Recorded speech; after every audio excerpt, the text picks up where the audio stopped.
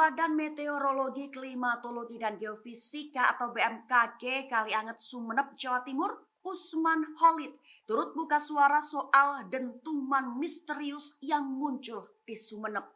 Sebagai informasi awal, suara dentuman misterius yang terdengar di Dusun Tengah Desa Moncek Tengah, Kecamatan Lenteng, Sumeneb, terjadi pada 12 Agustus 2023. Ketika dihubungi Kompas.com, Usman mengatakan bahwa fenomena dentuman misterius tersebut baru terjadi pertama kali di Sumeneb.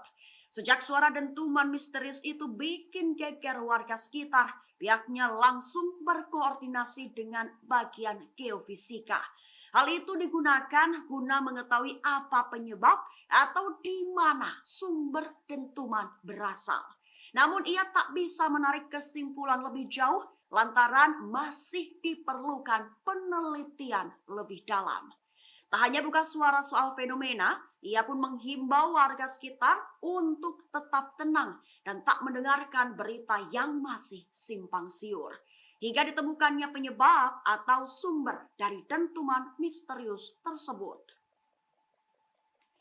Sebagai informasi tambahan, ahli geologi dari ITN atau Institut Teknologi Nasional Malang juga akan diturunkan ke Sumeneb guna menyelidiki suara dentuman.